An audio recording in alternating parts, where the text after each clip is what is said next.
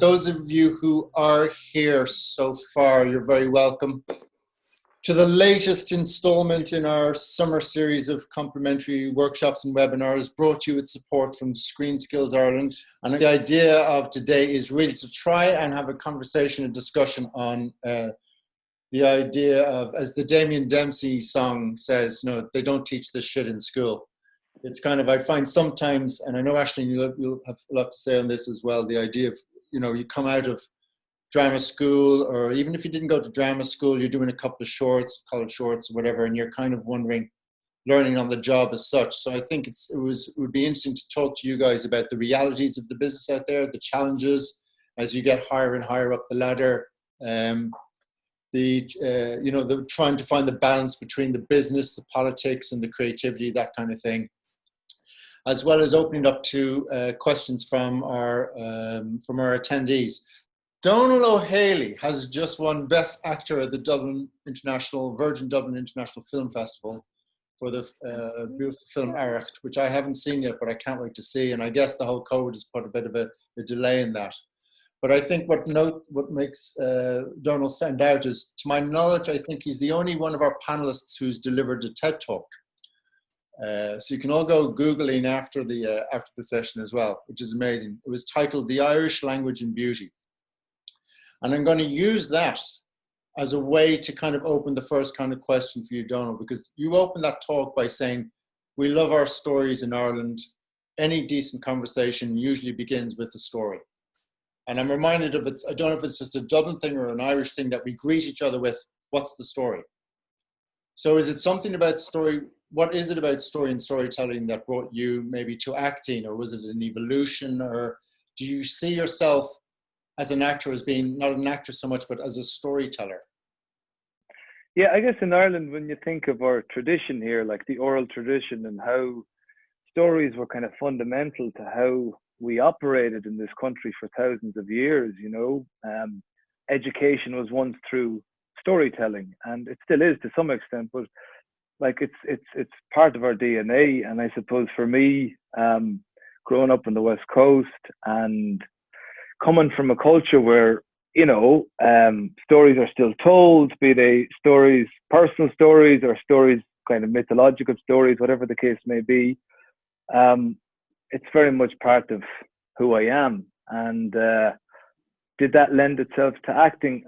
I think so. I think like my first moments in the limelight were probably in a bunch of lads in the pub on Saturday night telling stories of whatever, you know, like that's how I kind of started to realize, like, there's actually a craft to this. And actually I learned about when you pay attention to how we tell stories in Ireland, it's amazing how all of us, unbeknownst to ourselves almost, can craft stories, like beginning, middle and ends, and knowing to kind of hold tension till the right time. Or so I think it's a part of who we are. And I know for me, certainly, that was a big part of why I got into acting. Yeah. Kirsten, we've talked about this before, about, you know, the director, the filmmaker is the storyteller. It's your vision in a sense, or you're taking the writer's vision, if you're not the writer, and then suddenly becomes your vision. But the actor is bringing their own storytelling to it as well. So it's like, what is it you're actually looking for from an actor? I think it's like Dónall saying, like there's something in the DNA there. So even though it might have a different color, like I might be telling something that's kind of red and the actor might be bringing something that's kind of blue to it, but it's like underneath that, what's the kind of thrust underneath that? And if you can find common ground there, I think that's where you kind of make it work or make it come alive, you know? So, you know, yeah, it's really mining down into what are you trying to say and what are you trying to change. Like what I find fascinating about stories, you know, when you go to a funeral and people tell you the same story about what happened and they kind of repeat it and repeat it and repeat it so that it actually becomes real. I kind of feel like when you step back and look at Ireland, like it's kind of like, what stories are we telling? What stories are we repeating and can they change over like decades, or do they stay the same, you know? So, but with actors, I think, yeah, it's, there's probably only 10 kind of emotions that people go to. So you can always find the same moment or the same story. You can always get on the same page. That's what I feel in a scene, you know. I mean, obviously someone might bring something to it and you go, no, I mean this thing. But once they get this thing, then they can bring that. So there's always a commonality, I find. And is there room for it to evolve? Yeah, I mean that's kind of, you know, going to the Jerry kind of side of things, isn't it? It's like if it's not evolving, then it's not alive, and then you've got a problem because you're just stuck in a story at that point. And as a writer, you can get there too. You can be like, oh shit, this is the same script I wrote 5 years ago. I'm telling the same story, and I haven't actually taken the next step in it, you know. So, and I guess that can happen for an actor too. You can be like, oh yeah, I did this with my eyes closed, or I already did this part. So evolving it is crucial. Aisling, is it the same for you, that what you're looking for from an actor then is someone who can play those appropriate emotions as you need them, or someone who connects with the same story you're trying to tell? Or it's, you know, it's both, and you know, it's such a collaboration. I can't think of another, you know, art form that is as collaborative, you know. I mean, maybe the theatre, which I don't know anything very much about because I've never worked in it. But, you know, when I think of where I started out, and I started as a painter, and I know why I moved on from one canvas to, you know, films that are kind of several canvases. And really what you're trying to do is, one, you know, work with people that excite you, that you're excited about working with, and let that sort of story and that process that you go through together evolve. But it's very collaborative, you know, and each story that you're trying to tell is different, you know.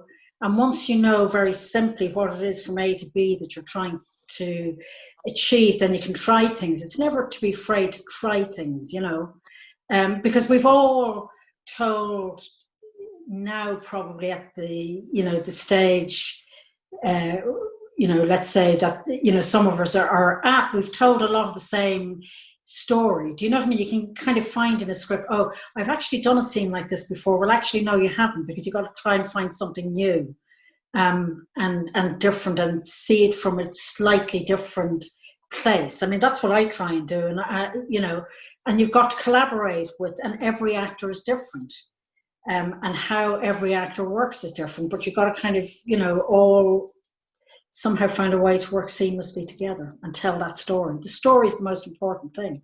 so every actor has brings a different style, a process, a way of working, but through collaboration, do you have to adapt how you work with them? Or sometimes, yeah. Sometimes we have to do it together. You know, you may have an actor who's had to really work on a role, and you know, maybe, you know, been kind of in isolation, as we are, a lot of us now.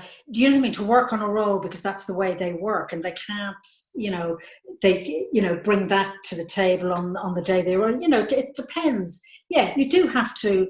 Everybody's got to adapt. You know, in a way, and collaborate. I mean, that for me is what it's all about. There's nothing more exciting than, you know, and when I mean the main kind of you know, heart of a crew, cast, and, you know, let's say myself and a director of photography, and, you know, and a designer, actually, to some extent. It's like working together to create something, you know. You can't make a film on your own. no. That's for sure. I've tried on my mobile phone. No, I'm joking, but you can't, and that's the thing that's exciting. That's why, you know, you go back again and again, you know, because it's exciting to work with people that are seeing something in the same story as you, or trying to find it together, you know. Yeah.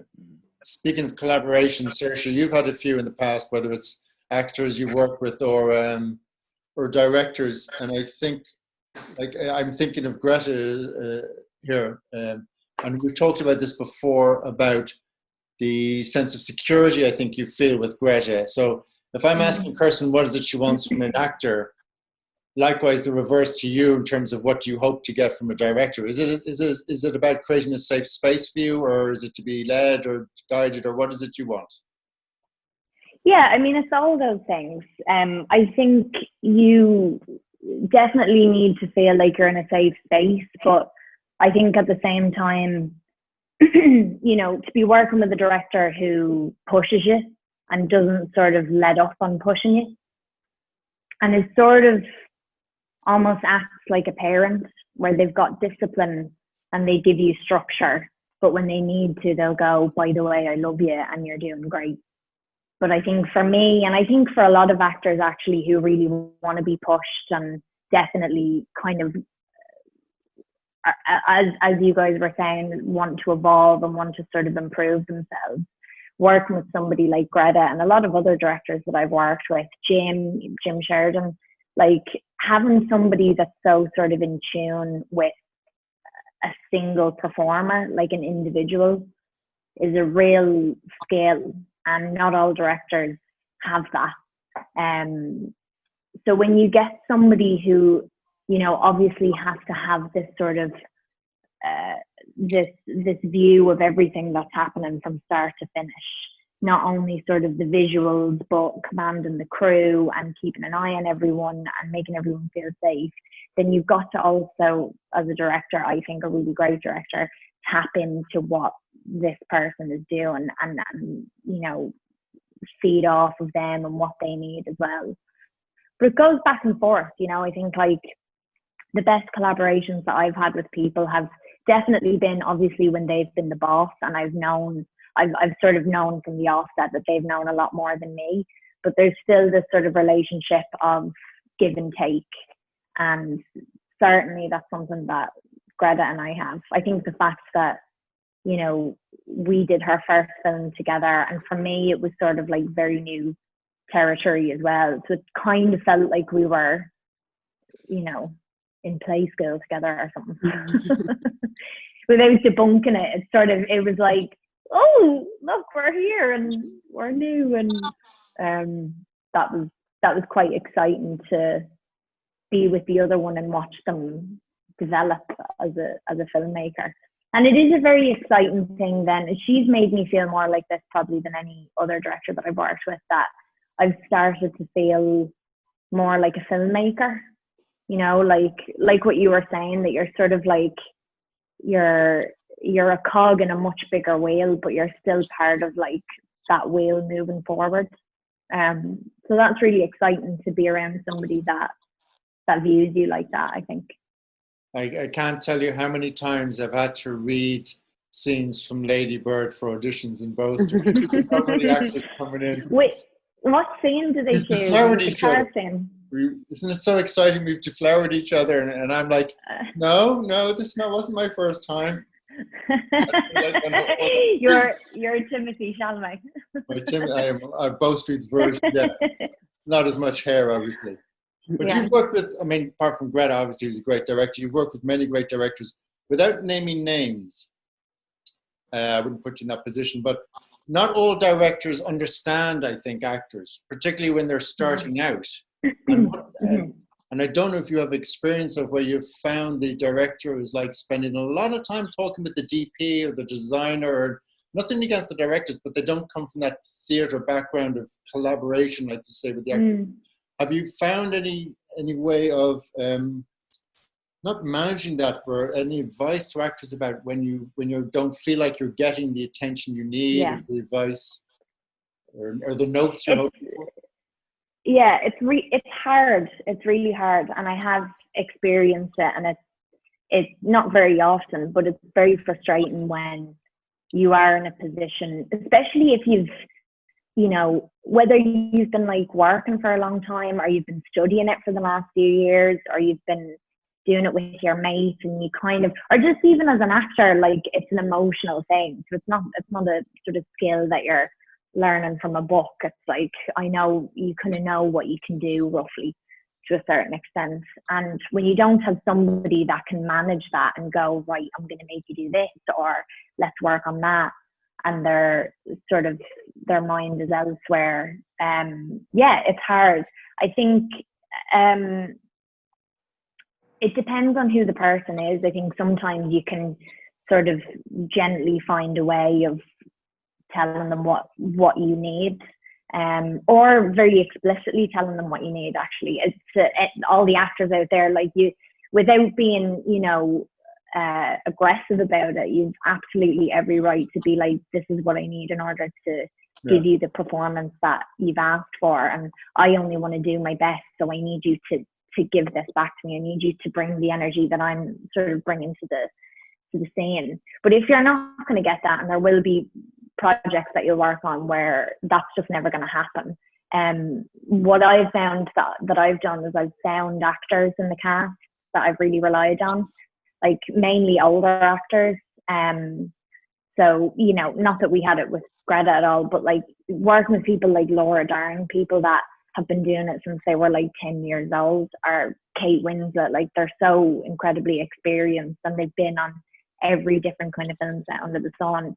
And finding somebody like that you can speak to, and to be honest, on the QT, you can kind of go, what do you think of that? Should I do it again? Yeah, let's do another take.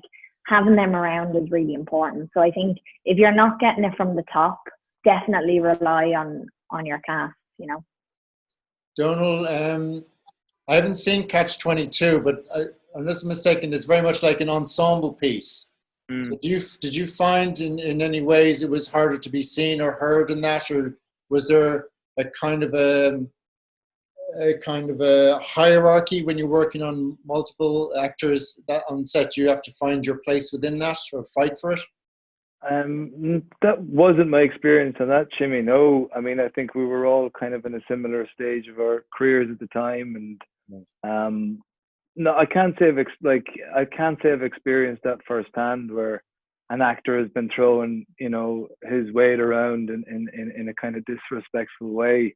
Yeah, and just I guess to Saoirse's point, I think like that type of dialogue with a director is so important, and to be brave.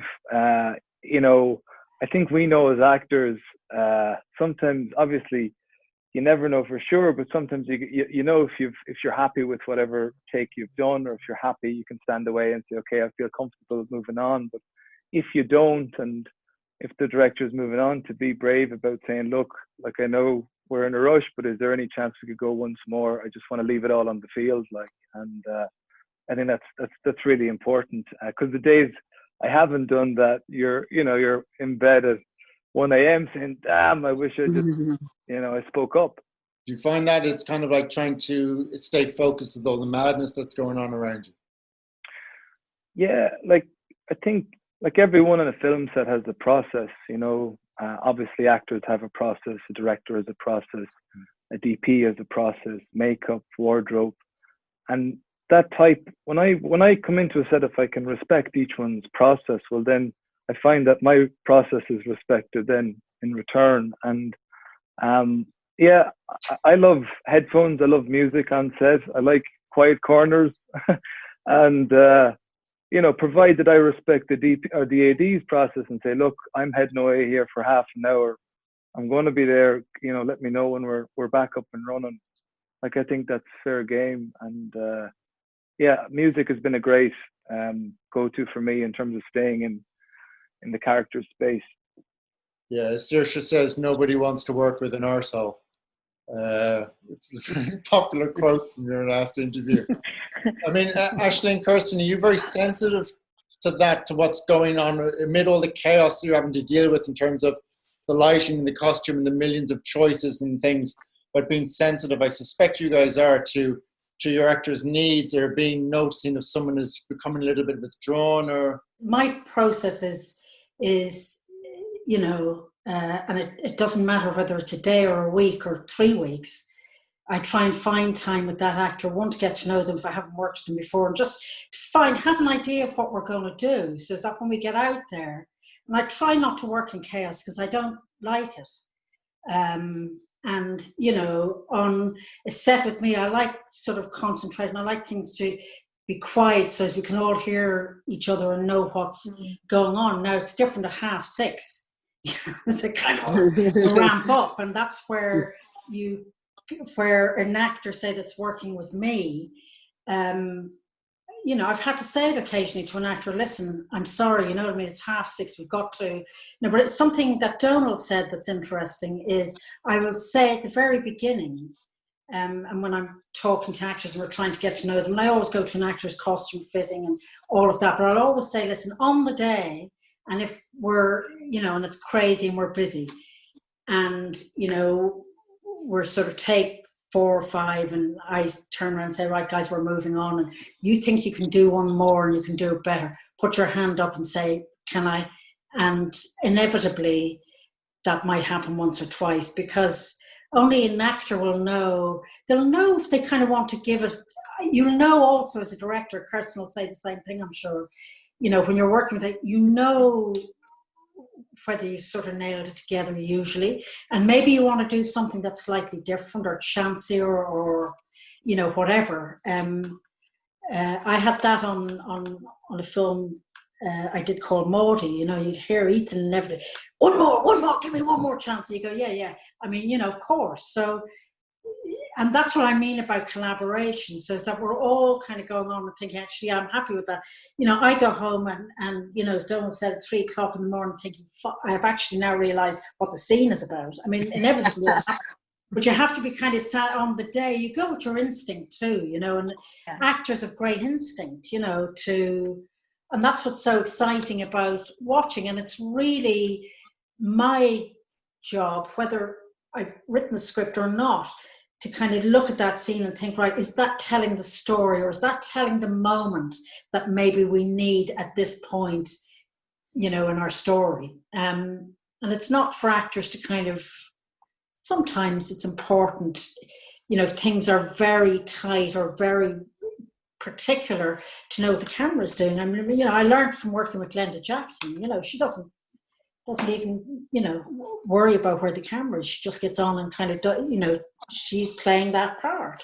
And that's for us to kind of capture those fabulous moments, So before I get to you, Kirsten, on that, Aisling, do you think actors need to be more empowered and need to take that and rather be less subservient to the director? I think sometimes younger actors are like, I'll do anything you ask me to do to make sure it's as good as possible, and are too keen to please, that they should take more control of their process? Or I kind of go back to kind of being, it's a, collaboration. I mean, I don't know on these big, it's difficult. I mean, it's different on, as Saoirse said, on a movie where you're working with a filmmaker.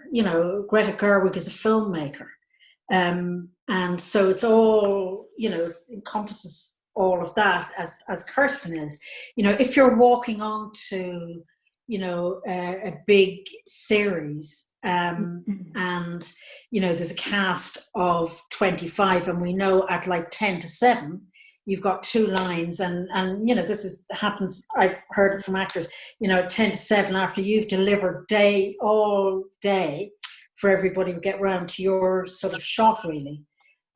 You've got to kind of hold something back for that in a way, and just and sometimes it is about delivering. Sometimes you walk onto a set, I'm sure, as I've heard from younger actors, and they see these red marks and they say, right there, that's where you need to be, from there to there to there to there. Well, you've got to try and find a way, I'm sure, as an actor, to get that to work for you. So it's so in that way, and Saoirse's touched on it, where not every director is a lot of directors are concerned about what it looks like, and what so sometimes the responsibility is on you as an actor to maybe deliver a particular moment, or try and deliver that with sometimes not a great deal of help. Yeah. And sorry, just to say what Aisling had started to say there about like making it work for you. It is very easy to obviously say, like, yeah, just stand up to them and stuff, but that's obviously a really terrifying thing to do when you're young and it's your first job, especially if it's a big job and you've never done anything like that before. But I do think that if you can harness the ability that you will have as an actor to make something work. I was Jim Norton, the Irish actor, that said that to me when we were doing The Crucible years ago, and I was terrified. I was so scared, and before we went out for the very first night, I was like, I don't know what to do. I'm so nervous and scared. And he was like, just use it. Wherever's like going on in there, use it.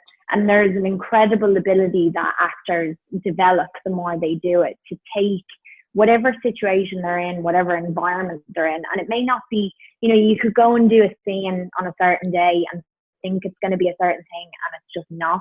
And you have to find a way to just make it work as well, because sometimes that will be all you're given. And as Aisling said, you might only get 10 minutes to do your close-up, and that's kind of just the hard fact of it, that like there are going to be times where it's not fair, you're not given enough time, you know, you've got the big emotional stuff, and you have to just go, right, fuck it, I'm going to use whatever I have right now and make this work the best I can. So yeah, it's also, I think, how you say it, you know, instead of saying, what about my close-up, hello, that it's more like, you know, if we have time, is it possible? The diplomacy. And also like, I really think can I just do one more, because I think there's something else I want to try. And any great director will know. I mean, there's loads of takes that I've done and I'll be like, this is going to be great, and it's not the one they use. They'll use the first one or the second one or the one that I hated or whatever.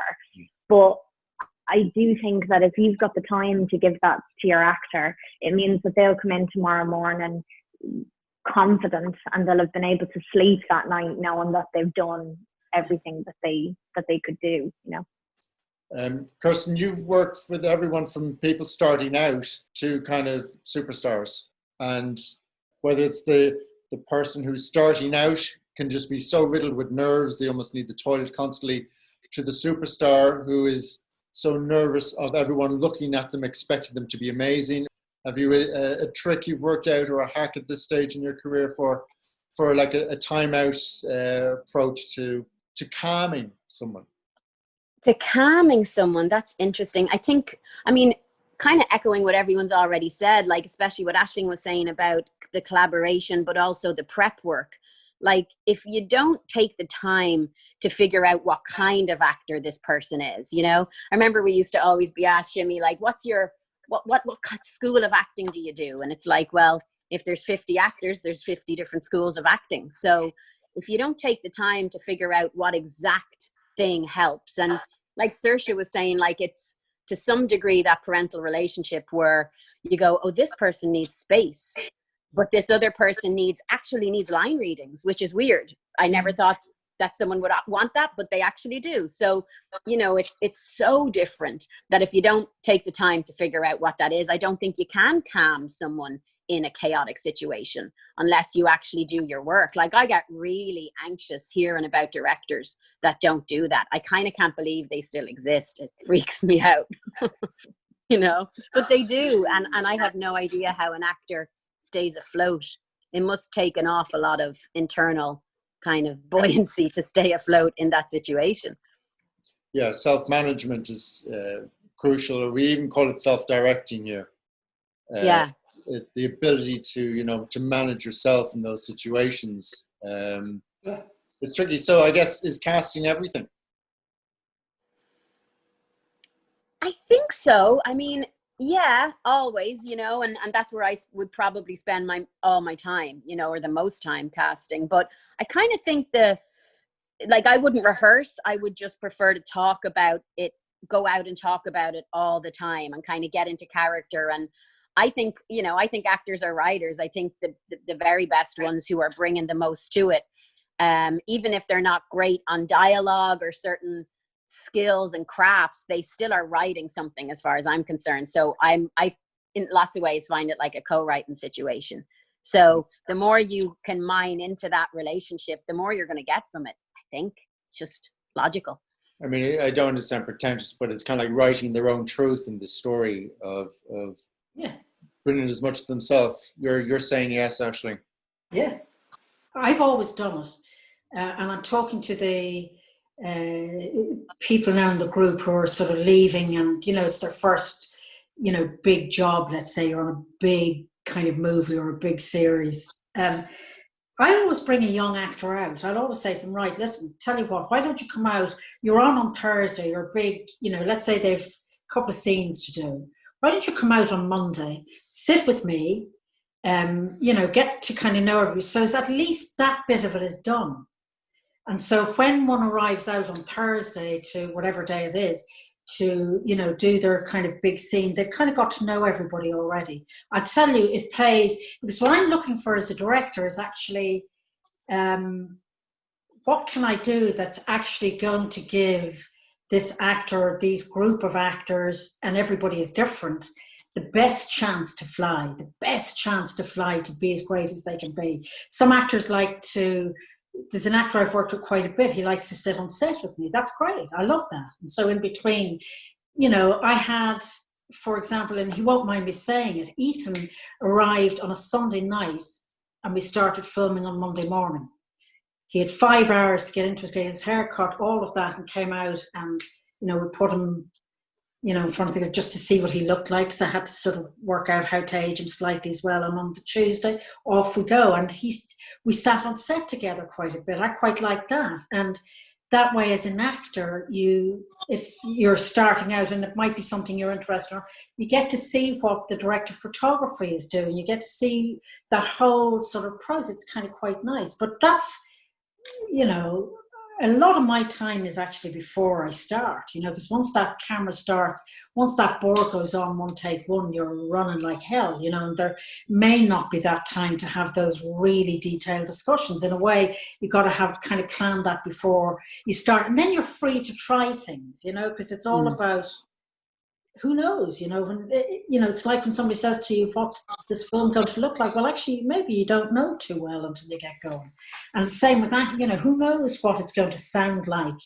Or, you know, maybe you haven't hugely met the person who's the actor who's playing opposite you. And, you know, those words come out and you go, Christ, that's not what I thought it was at all. Do you know what I mean? You don't. That's why I find read-throughs very difficult. For that reason, you know. I don't find them very comfortable at all. You know, at the end of a read-through, oh God, that was amazing, the script. I thought, no, I'm looking at the actor opposite me thinking, oh my God almighty, come on, just get through. Or a young actor who's sitting, I always put, you know, whoever's maybe young, who's starting out. I had 2 young girls actually on the last thing, and they sat beside me. And you go, I mean, you know, I was holding one of their hands at one point, you know, because they're looking at, you know, 6 execs in a room. Now that's my job to kind of get people through that, you know, and not, you know, not young actors not have to worry about that. But that is, you will find yourself in a situation where you're fighting for your life, you know, because you're with somebody who's trying to manage, you know, 150 people in a room, you know. So it's just finding the best way for you to work that you feel comfortable and, you know, and not be afraid to get that rapport going with a director. And I thought it was very interesting what Saoirse said about other actors. I've actually said this. There's a young actor that lives near me here that's gone off on quite a big job, and I said to him, find who are the other cast, and he said who they were. I said, right, go to them or them, sit with them, you know, because he's not, he hasn't done very much filming, he's done a lot of theatre. And I said, just sit with them, they'll kind of help you, you know, through it. And anything maybe that you don't understand, if it's not going to come from the director, then, you know, an older actor will be, like Saoirse said, Jim Norton or, you know, Kate Winslet are going to be really, really going to save your ass, you know. If prep is everything, Dónall, I guess, because we're not theatre, we don't have the luxury of a long rehearsal period. You're prepping on your own an awful lot of the time. Is that an additional challenge? Yeah, I guess like you're, you know, after you're cast, you've been cast on either what you did in an audition or your prior work and a conversation with the director. And by that stage, you know, you're on the same page and there is some idea as to what the vision might be for this character. But in my experience, prep is kind of a solitary game, That being said, it is nice to bounce ideas off people. Sometimes they mightn't have any connection with the project at all, or even the industry for that matter. And just to get a sounding board can be helpful at certain times. But yeah, personally, it's, you know, it's reading, it's watching, it's whatever the journey is for the character, and it's usually alone. Yeah.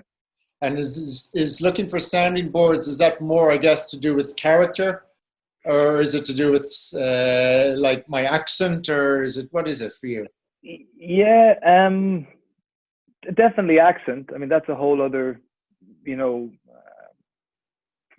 aspect of prep. It's a whole other kind of ball to juggle, and definitely you'd be working with an accent coach, and when it came to that. But also maybe in terms of obviously I came from the factory from what's now Bow Street, and Jerry Grinnell is someone that I took a lot from going through factory and from Bow Street. And I still like to have chats with Jerry as I prep for a role. I like bouncing ideas off him, and I always find leaving the chat that I have a better idea as to who I am, and it doesn't have to be Jerry. That's just the person who gives me that certainty for my work. But I think, and again, it's about confidence. It's about once finding whatever it is that allow you to show up to set on day one as confident as you can be. I think that's really important. Saoirse, Dónall mentioned accents there. I don't think you've done a movie in your own accent. No. Even when I've been Irish, it hasn't been my own accent. I noticed that Brooklyn wasn't quite, your own accent. It's like, I was going to do a very Zach Galifianakis question and go, what are you ashamed of? I've been watching Between Two Ferns. So much. No. So is that a really direct route for you into character, is through the accent? I mean, is that one of the first things you're working on in your prep?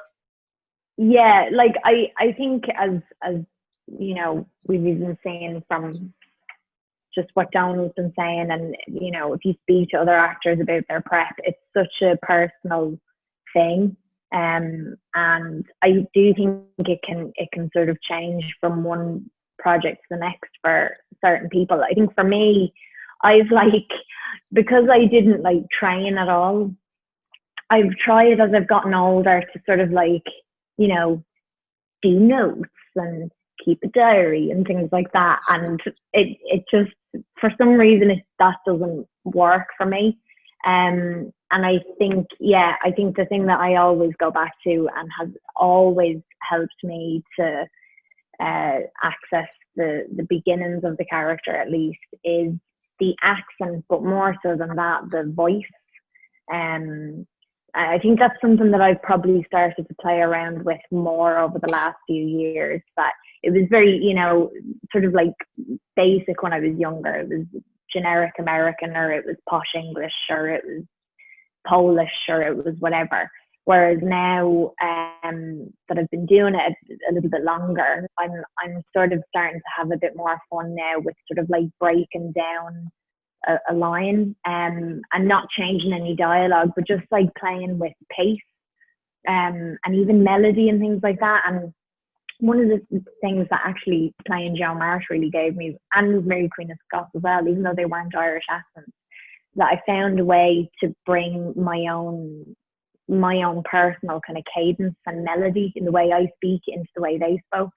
And that was a real sort of revelation, because it allowed me to personally, I think, bring so much more to these people, just even in the delivery and using my face more, using my hands more. It really affects the way I move, the way I walk, the way I hold myself.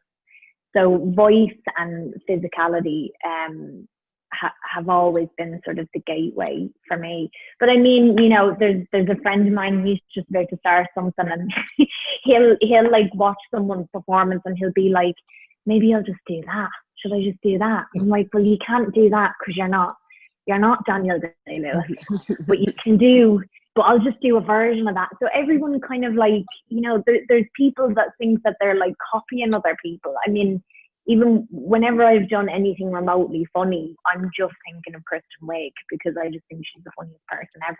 So you're sort of you just need to be a sponge and soak up everything from everywhere, But yeah, those things have always been the things that have helped me. And then honestly, just knowing your lines really, really well. I know that sounds really simple, but especially if the writer, director, isn't going to completely change the script before the first day, then, get them in your bones. And actually, even if they do change them, you've kind of got a real sense of what the scene is trying to say. So you can actually, Greta did that with us. We turned up on day one and she had a whole new scene for us to shoot.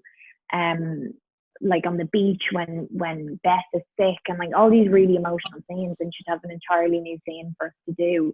But because we were blessed with 2 weeks rehearsals, 2.5 weeks, we drilled the text so much that we actually were quite malleable, and we could move with the changes. So it's interesting, because a lot of the stuff you were talking about is very technical type stuff, apart from the obvious learn your lines. So is it a case of really that it allows you the freedom so that once day one comes, you just let go of everything? Yeah, that's what it is for me.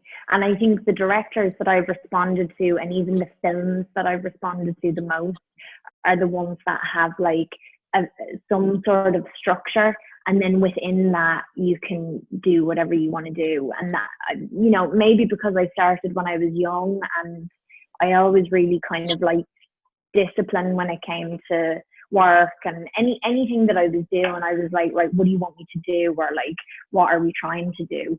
And to have a very clear sense of what the structure of a scene is, not in a sort of analytical way or in an intellectual way, but just in an emotional way.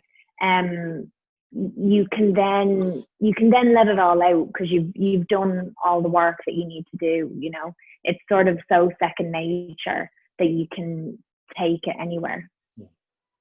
Kirsten, in terms of all the skills that people train as, whether it's writing or directing or acting, what do you think is one of the most other valuable talents or traits that would be needed to survive on set? Honesty.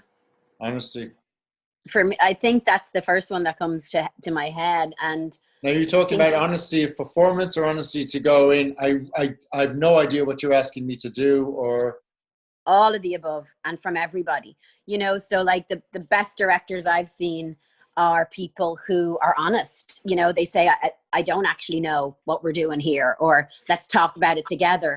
Or they say, why don't I like that shot? I don't know why I don't like that shot. And then everybody wants to help, and everybody wants to fix it, and everybody wants to have a part in that collaboration for it to turn into the best thing it can be. So I think having the balls to be really honest is the most important thing, and I think that's life as well as a set, right?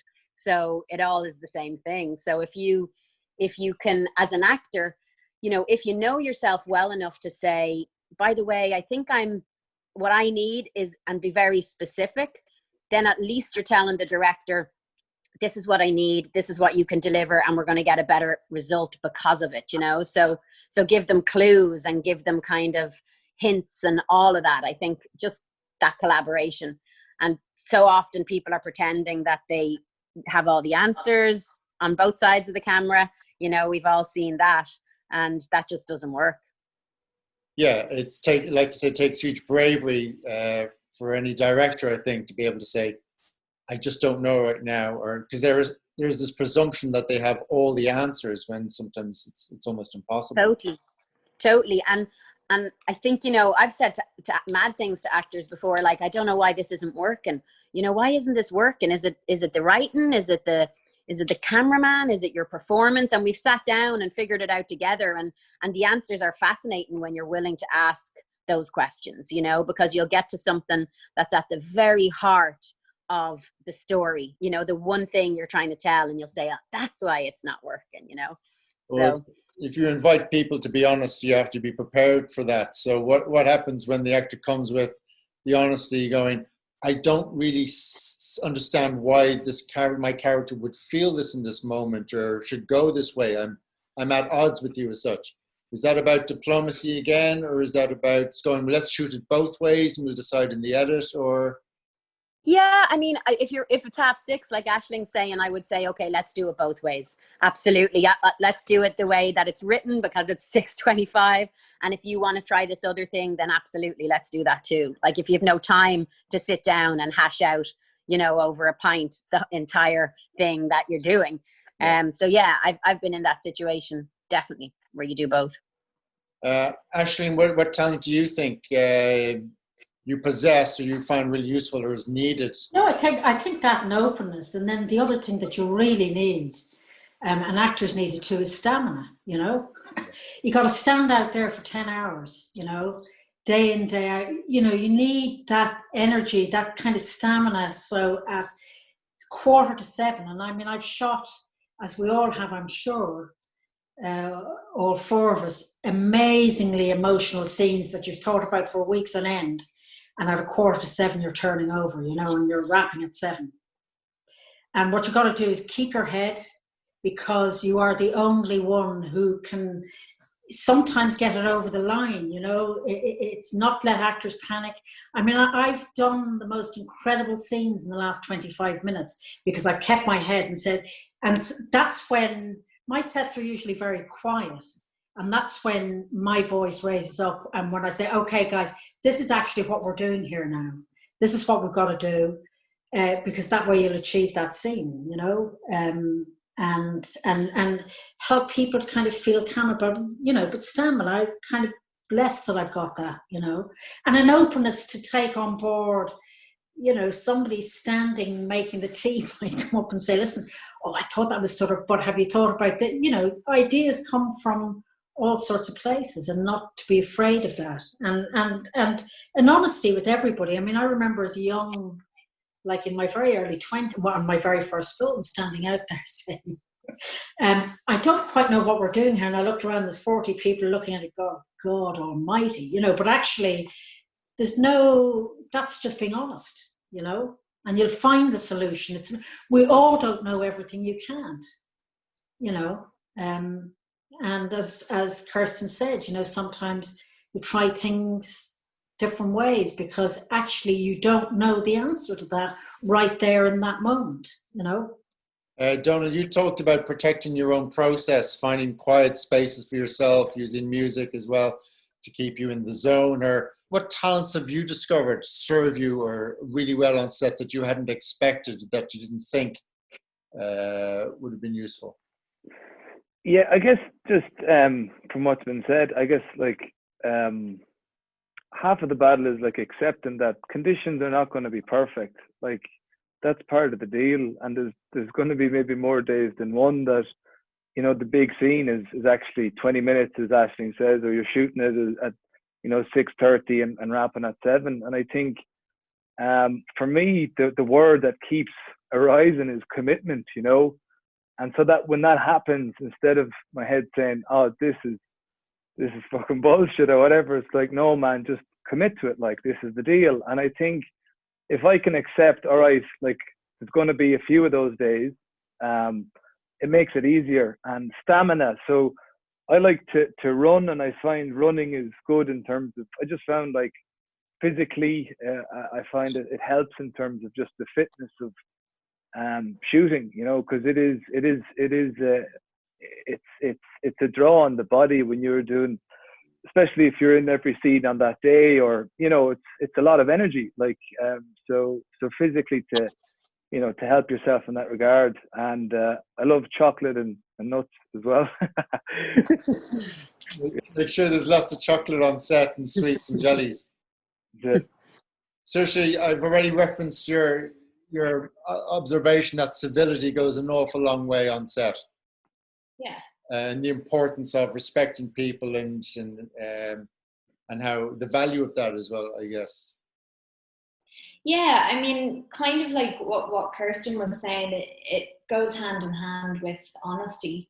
And I think if you can sort of look at your own abilities and recognize what they are and appreciate them for what they are, but also look at what hair and makeup are doing every day and how early the AD department have to come in and how they're the last ones to leave, and how even if the DP sometimes is really frustrated, it's just because they're trying to get their shot, or, you know, I don't know, it's, I think when you grow up on a film set as well, you just, you know, you're kind of with the crew more than anyone else, like more so than the other actors. So you do just automatically develop this respect for everyone, because they, you know, for me, and I know like Laura had this as well, like they take care of you, they really do, and they're your family, and you learn so much from not only the actors but every department, because like what Dónall was saying as well, having that sort of commitment, having stamina, and I would say having a really, really good work ethic is absolutely essential if you're going to be an actor, because you are going to be working really sort of long days, and you're going to meet so many different kinds of personalities, and as Kirsten was saying, it's a really frustrating thing when you've got, you know, one or two people that just will never say that they don't know or they're wrong or whatever. And as soon as you let go of all that and go, oh, actually we're all here to help one another, it sort of opens the floodgates then, and everybody sort of gets involved. And I mean, there's a lot of projects that you'll go on to, especially if they're bigger and the crew don't get script, which I get they have to do that for security sometimes, but I find like it's so helpful for crew to really feel like, you know, we're all a part of this together.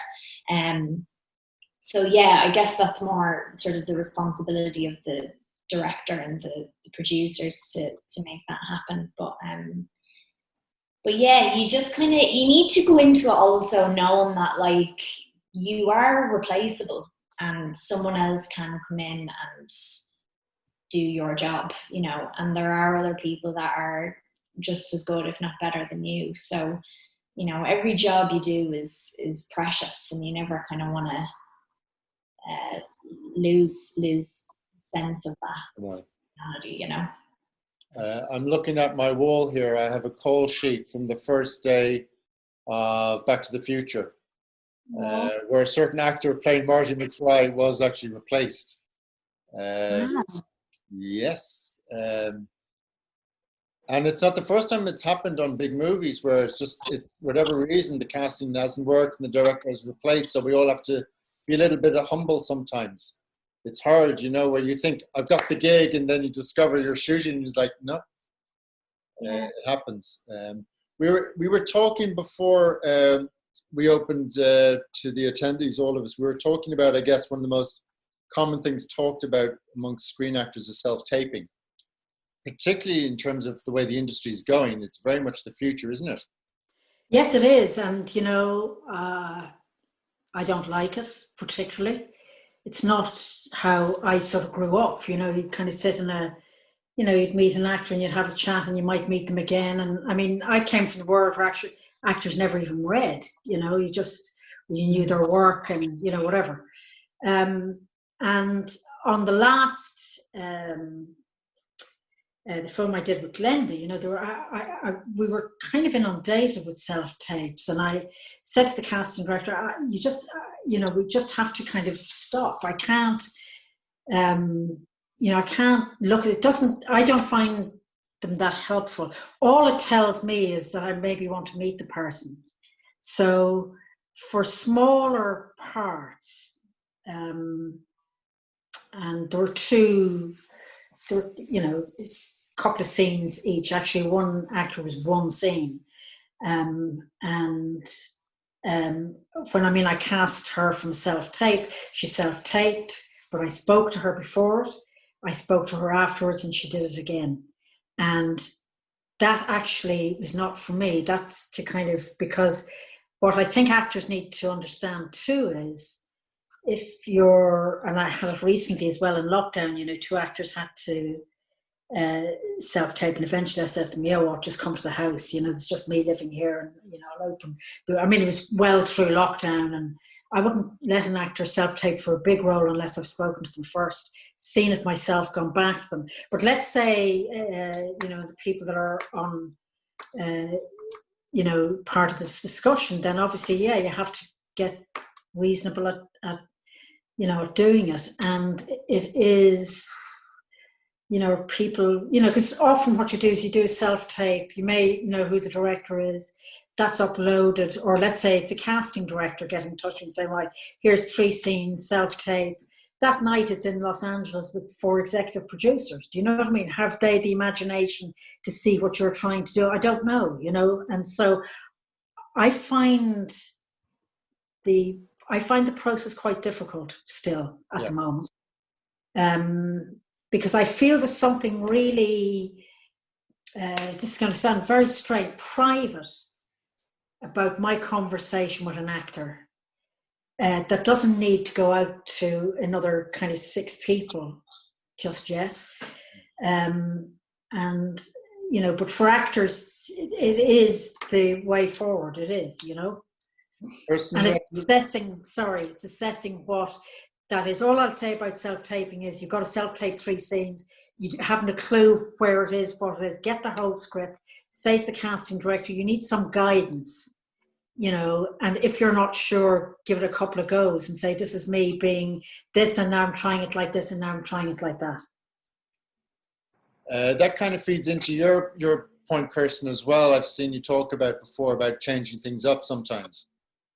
Yeah, I don't think the self-tapes are perfect at all, but I also don't think the audition process when you walk into a room was perfect, Like there's pros and cons to each one, and I'd be very similar to Aisling. It's like, why would you leave someone just in the middle of the ocean with nothing except like a couple of lines on a page, So I'd be very into talking to the person before, doing another one before it goes to those 6 execs, But I think the hardest thing with self-tapes with actors is overworking it and doing one note for the whole scene, so that even if the scene actually only requires one note, I don't know. I always am trying to get them to change it so that they go through at least 3 different beats or 3 different emotions or some kind of an arc in that one scene, so that you can see that there's some versatility there, because usually self-tapes are one note because the scene is one note. So that's what kind of sucks for me on self-tapes. Right. Do you find, as an actor, Dónall, that the challenge for you delivering the self-tapes, it's kind of like what Aisling was saying, is that there isn't somebody there with you to give you that kind of a note, or to draw a performance out of you, or to say, well, let's try a version this way, and what if he was feeling like that, as such, that you're kind of left to self-direct on your own? Yeah, and I think that's like the importance of having, a community or friends that are in the business and that are on the same path, because like to be it's almost like self-taping has some way changed the identity of an actor, because you're alone. Like it's kind of a fairly lonesome process, especially at the moment where like the tapes I do now, where someone's on the phone, there isn't even someone reading in the room. But I think it's really important to have mates who know the crack, who know what the process is, and that'll push you, so that, that'll basically say, come on, let's try it this way, and then vice versa, that you're there for them. So I think that's just a huge aspect of finding your taping buddies and kind of committing to them and vice versa. Saoirse, do you do much reading for people on tapes? Do you ever get asked to do that? Or not as much recently, thank God, because nobody likes auditions. And actually, I think from an actor's point of view, certainly for myself and all of my mates who, will go into audition for some things versus doing a tape, as Dónall was saying, you kind of find your pals that not only are, free and can do it with you, but also you'll kind of work the idea with them. So whether you've got this ridiculous thing with auditions where you might get like one scene that's got literally a few lines in it, and you're trying to show them everything you can do, where you should absolutely do like a couple of takes to show them variation. But then the flip side of that is, and this is something that I find absolutely insane, an actor, like the day before an audition, will be given 6 scenes to do and like 30 pages of dialogue that they have to learn. And there's no way they're going to do that. And I think the great thing about taping versus going into the room is that you do have some level of control over what the director is getting to see. And also just from a sort of like human point of view, you're not sat outside in the room beforehand with like a bunch of other actors who are going to go in for the same role as you, and you're going, you're already kind of analysing everything you're doing. But then you see another blonde girl across the way and you're like, oh Jesus, she's really pretty and I know she's really good because I saw her in this thing, and oh yeah, and you've got all this sort of like, you know, political energy outside before you even go into the room for those 10 minutes. So I actually think tapes have really been a blessing for actors. I think it's really difficult right now that actors are having to do tapes via Skype or Zoom or whatever with their friends. That's really tricky, I think. But I do tapes with a lot of my mates, and it actually ends up becoming really sort of like a fun experience for us, because we'll take like 2 or 3 hours and we'll work the scenes, and you know, we'll try it different ways and stuff, and they'll usually send in a couple of different versions. And actually a friend of mine, whenever he's doing his tapes, because he's totally got a director's brain, he'll just improv at the beginning of it. Yeah. So like what I was saying to you before we started the chat, you know, one of the things that I used to do when I was a kid, and it was my dad's suggestion because he used to help me with my tapes when I was younger. I think it's a really kind of smart thing to do if you can do it, is to actually just like spend a few moments going, hiya, this is me. Oh, there's my dog. Here's my dog. And I'm in my kitchen in London or Galway or wherever you are. And anyway, just wanted to say hello, just so that they have a chance to actually see you and your personality in a sort of relaxed state. And then, you know, as I was saying to you, Shimmy, you know, I'm sure all of the 114 actors that are watching this right now, you won't be doing your Irish accent most of the time because you'll be working away, hopefully, or whatever. So for them to see you be you and then flip into another accent and a completely different character, it's eye-catching and it gets their attention. So there's, I think one of the really important things about taping right now is to find a way, if you can, to go like, this is who I am and this is who the character is. Yeah, it's a really clever idea, the way of seeing the before and after, you know, like this is me and then here's the character. So it's, yeah. Which is always better than, yeah, Kirsten? No, I was just saying that's really smart. I'd be like obsessed. I'd be obsessively watching the 15 seconds of the person before the scene over and over. And then I'd be like, I want to meet them now, you know? Yeah, exactly. And, you know, you're most of the time you're not going to get a job off of that, but like you're going to go in for a callback. And then a little bit more relaxed, like, oh, they like what I did. And then you can kind of workshop it more. So I think it's a really good place to start. Yeah. I think that's kind of what you're hoping for, Aisling, isn't to get a sense of the human rather than whether or not they're the perfect actor. Yeah, and I, you know, as I always say to actors, whether you're, you know, if it's like a big, you know, like a general kind of self-tape, let's say, or do you know what I mean? It's not kind of very particular. There may be hundreds of others, but if it's not, it's like going into a room where you're meeting a casting director, and a casting director may be like, there's a reason that you're there. There's a reason that you've been asked to you know, that the script has been sent to you, because either the casting director has seen you and likes you, the director is asked to see you, or has, you know, worked with you before, the producer's worked with you before and has introduced you to. There's a reason that you're there. And it's to sort of utilize that. I you know, just in lockdown, I was brought back to the very beginning. You know, I had 2 actors on different days in my house, and it's just me, my iPad, my iPhone up on it, you know, and I loved it. So, but you know, there's a reason that you're there, and you know, do your research. I often think, you know, find out who the director is. Sometimes you won't know, you know, try and find out, you know, maybe you know the casting director, they've cast you in something else, and now you're, you know, they want to see, maybe they just want you to meet the director, you know, or the producer and the director, you know,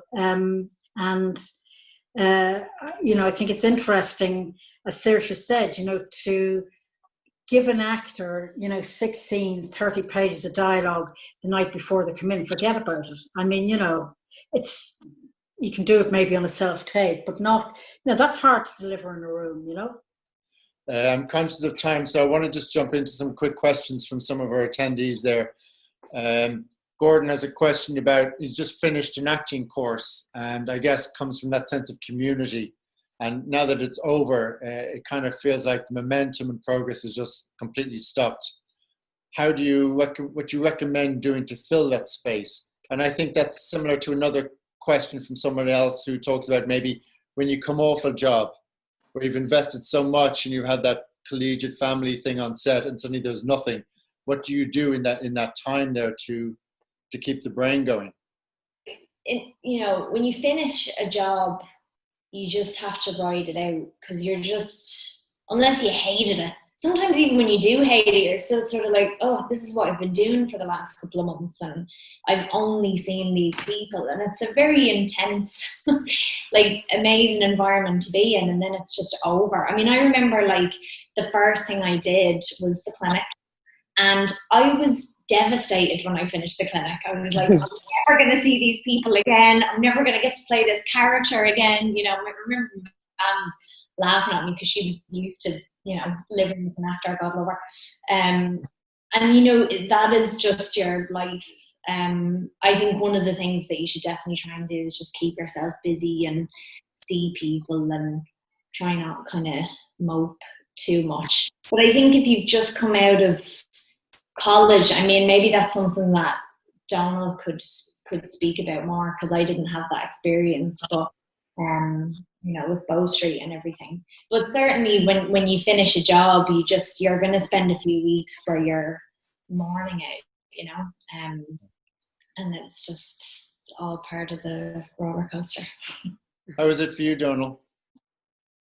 Yeah, the job, just as Saoirse says, you just have to get on with it, there's no way out other than to ride it. But I think it's important to stay in touch with, so whoever was in college with that chap, to stay close to the classmates, and especially if that means trying to make projects or read scenes, or I think being proactive, whatever that means, just staying busy and staying close to what it is you love about the job. That's really important, because there's a lot of other things about it, but really staying close to what it is about the job that brings you alive.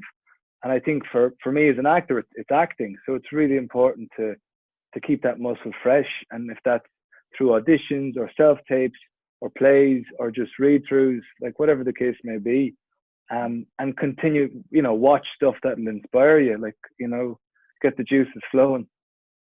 So kind of a little bit of setting yourself, a routine, I guess. Yeah, I can't say I've ever done that, but yeah, that sounds... We should do that. A routine. But it's just a weird life.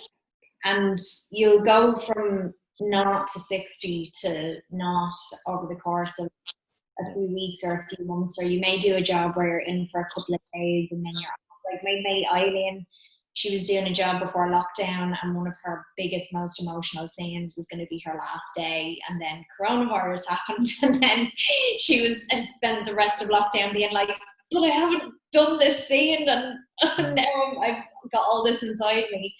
And she's gone back to it now and has finished. And it's just, it's a weird lifestyle. I mean, one of the things that, that I've actually started to do it's so great to read as well, because I can't really read when I'm working. So I start reading more when I finish a job. But also being outdoors has been a big thing for me, walking and hiking and just doing physical things, because you can get so in your head about stuff, and you're such an emotional little being as a filmmaker or as an actor, that sometimes it's really great to actually get into your body a little bit more. Yeah, that's very true. Yeah, we do tend to over intellectualize things sometimes.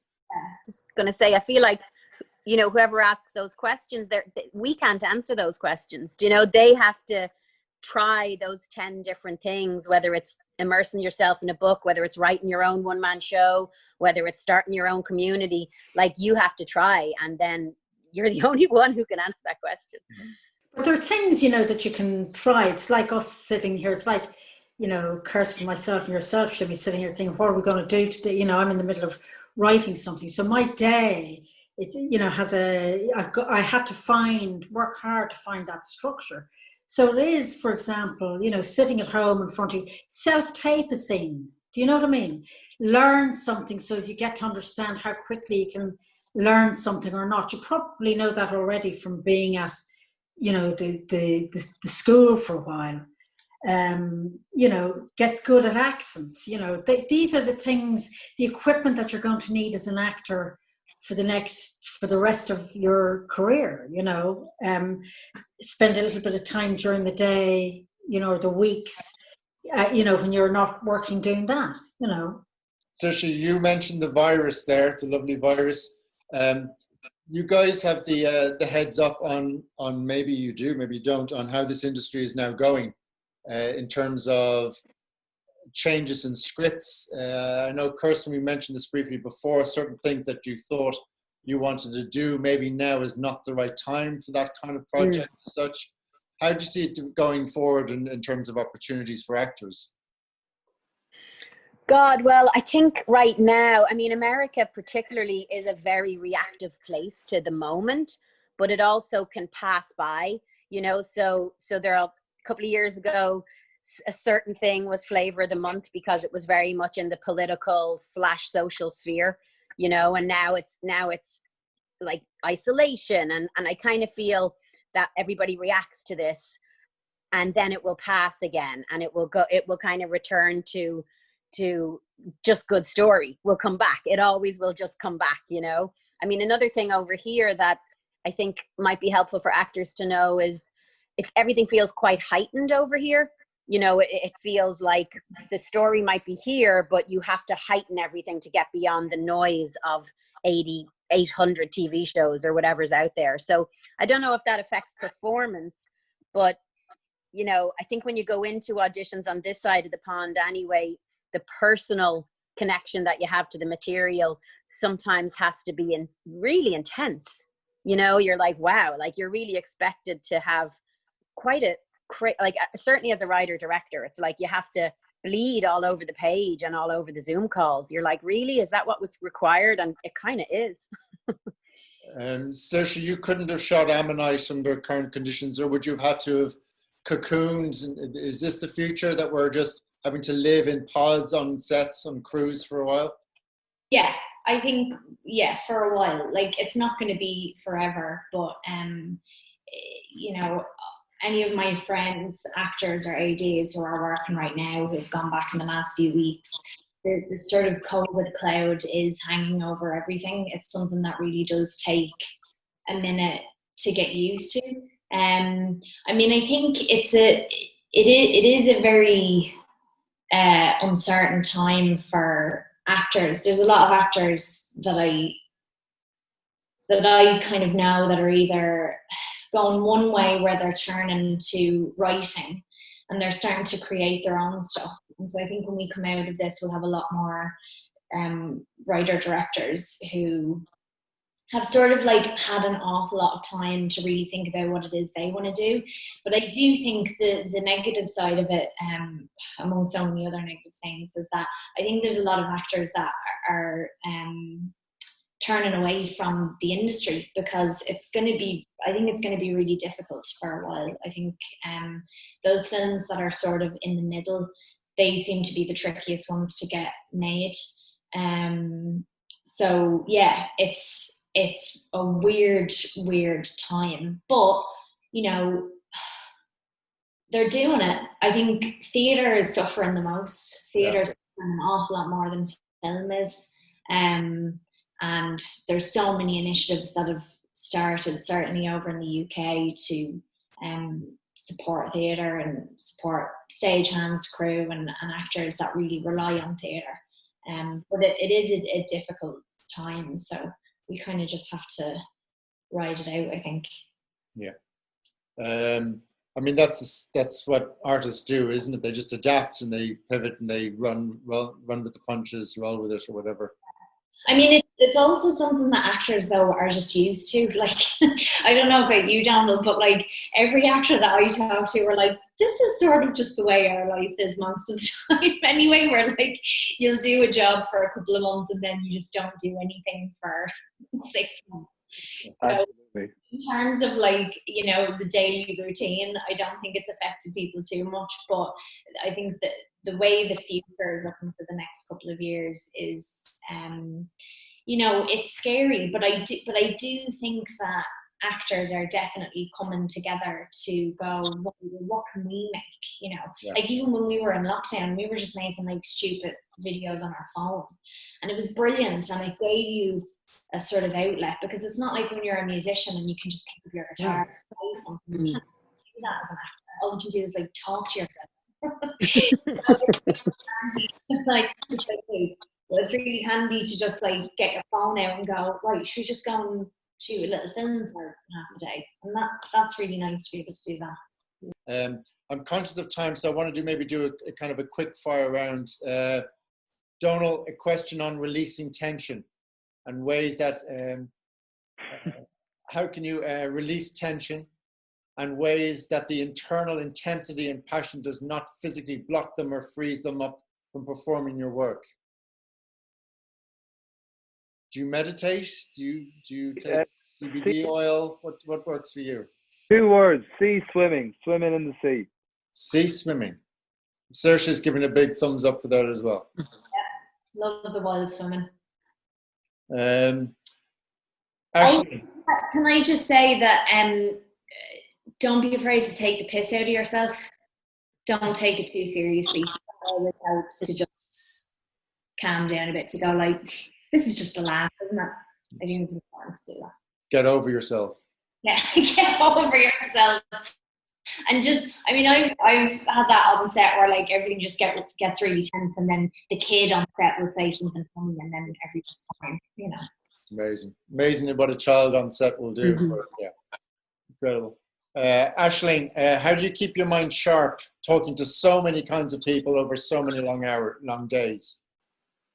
You know, I one of the most important, it's very hard to do it actually, it's very hard to sleep, but I try, you know, often on set, if I'm on a long shoot, I'll often stay on set at lunchtime, just lie on the floor and close my eyes for 20 minutes, like a power nap, and not eat too much. So you got that sort of, you know, energy. And you know, at the weekends, you know, sometimes you're filming 6 days a week and you have a 7th day, you know, because you got to go on a rec, you got to go and see, or another actor is starting, you got to see that, you know, is to try and take a little, you know, bit of time out. I mean, I agree with Dónall, swimming. You know, that's one of the things I've missed actually in lockdown. You know, is that I'm not saying I go every day, but it's kind of just lovely to just let your mind kind of go, you know. But for me, it's before, we're talking about actors now, mostly. It's that, you know, it's actually eating well and trying to sleep and trying to do something outdoors, outside of that kind of bubble that we're all in, you know, whether it's with friends or on your own. Kirsten, are there any specific questions an actor can ask a director to better understand and relate to their vision and their story? I mean, what would a director love to be asked from their actors, and vice versa? Thanks for this fab webinar. Jesus. What's the scene about? What are you trying to do? Why did you write this? I mean, they're all good. Every question is great. I don't see any bad one, except when's lunch? I hate that fucking question. The focus isn't quite right there. Yeah, that's a problem. Yeah, the deeper the question, the better. Do you find, Saoirse, Dónall, that your questions tend to be more about, I don't want to put words in your mouth, but more things about like the character and less about what lens are we on? And because that stuff really is not that important, really, is it to you?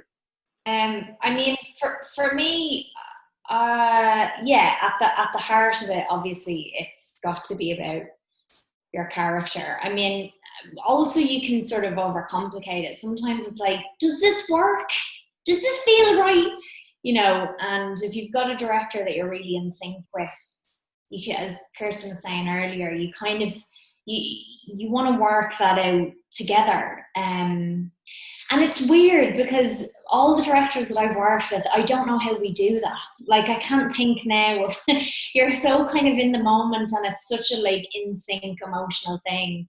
I don't know how that works. I mean, for me, I actually, not in a vanity way, but I do like to know what the camera's doing. I do like to know how it's going to move, and you know, I like feeling like I'm working with the DP. And as Aisling was saying earlier, you know, stamina is a thing, and so if the camera's, you know, super wide, you're maybe not going to give absolutely everything on those on that first setup. So I find that quite helpful, but yeah, you know, you'll kind of don't overthink it too much, because you'll know yourself when you get in the room what you need to do and what you need to ask, you know.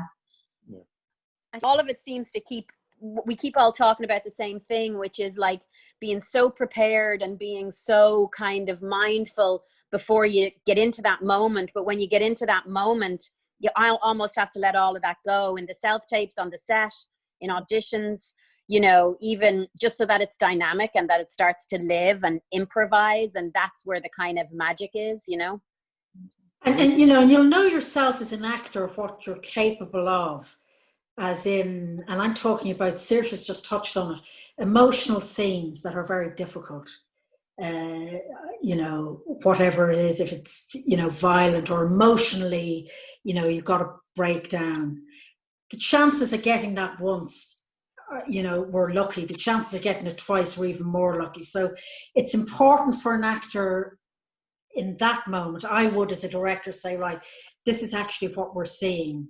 Don't worry about, you know, we're way back at the thing and you're walking in, and you know what I mean, whatever. It's really when we come to kind of the next setup that we're, you know, it's important for an actor sometimes to know the size of that if they're delivering emotionally. And also it's important for a director to ask the question or understand, and you'll understand because you'll kind of know the actor. Are we talking about once, twice, or three times? I'll say to a crew, I remember on a very difficult scene a number of years ago in a film, I said to the crew, right, we can rehearse this as much as we like. And what I'm talking about rehearsing is the two actors standing there, they're going to go there, then they're going to go. When we turn over, we've 2 goes at this probably. We actually had 3. So it's understanding, it's everybody understanding that. And maybe in that first take, an actor saying to the director, look, I'm just going to have a half go at it now, just as we, you know, and you know, it's understanding that. I think that's important. I just want to give you a chance, just maybe if there's any final thoughts, something that came up earlier that you wanted to express something, a thought, an idea on. Did you want to come in, Aisling, on something? I just want to say one other thing that I think is important for some actors, and I always do it. I'm sure Kirsten may do it as well. You know, the last film that I did with Glenda Jackson, her character, we were in her character's house for a lot of the film. I brought her out on the first day of our kind of week together and said, this is it. And, you know, it's very important sometimes for an actor, if you have a very complex scene to do, see the space you're going to be in, then at least you're not thinking, you're not trying to imagine what that is. Now, I know that's not possible all the time, but for me, that's the beginning of kind of the journey together, you know, to bring people out and say, this is where we're going to be for a week, you know, have a look around. And sometimes I would bring the DOP out and we might photograph the actor, and, you know, and we might even read through some of the script, you know, and then at least you know where you're going to be. Sometimes that's important, you know. It's it's not always easy. And I know, Kirsten, you made a film where you didn't even give your actors the script. You know, for mine, yeah, they had no idea what was happening. So yeah, case by case basis, I guess, for you. Yeah, absolutely. I mean, that was madness. But again, it's like there's 50 different actors, 50 different methods, 50 different approaches to 50 different scripts, you know, so each one has to be completely custom kind of designed, you know, and I feel like that the story should then reflect the kind of set and the crew setup and all of those things, you know. It kind of goes from that kernel out. Dónall, any final words of wisdom from you?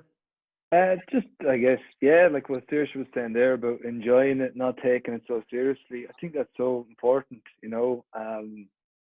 Like it's a weird job because you know, it calls for a lot, but you have to be having fun, like, at the end of the day, and that's just something to hold on to. I'll leave the last word to you then, Saoirse. I'm worried because my puppy is squeaking her toy, so I'm like, don't ruin it. If you have a puppy, you have to pick. Is it a boy or a girl? Girl. You have to pick her up and show us. Get the puppy. On the table now. We're going to finish with super. Oh. My God. What do you say? Look at that. What breed? You look like a mental actress. She's a petite basset Griffon Champion. It's a French word. Anyway, yeah, I mean, I don't think I do have anything else to say. I think all I'll say is that, you know, you're not going to have everything figured out going in, and you never really have everything figured out, and you kind of just need to go into every experience open and like, and just kind of go, fuck it, I'm just gonna go for this, like, you know, and like, and you'll stretch and you'll change over time, and you'll feel more free as you get older and you've been doing it for longer, and you'll go, you know what, I care more, but I kind of care less too. That's a wonderful place to get to. And maybe you'll have that from the very beginning, maybe you won't, but as Dónall was saying, if it's something that you love, then you'll just keep going back to it, and you'll constantly learn from it, and you can never sort of forget how wonderful a job this is. Even on those dark days when it feels like nothing's going right, we have to hold on to those moments where we remember why we're in this in the first place. Totally. And like, there's so many. I mean, Michael Fassbender, like, he was working for years before anyone knew who he was. Judi Dench and Ian McKellen, all these brilliant people that started in theatre that we didn't know about or weren't considered movie stars for a long time or whatever. You know, just always sort of flex your muscle as much as you can, you know. Guys, thank you so much for your time. Saoirse, I can't wait to see Ammonite, Dónall, Eric likewise. Aisling and Kirsten, I always love watching whatever you do. I'm really looking forward to it. Thank you so much for your time and for your words of wisdom, and wishing you guys all the best moving forward. Thank you to everyone who attended today. I think we've one more webinar left, the classic Holy Grail, how to find an agent. and be careful what you wish for as well. So never mind. Thanks, guys, and happy out. Thank you. Take care. See ya. Bye.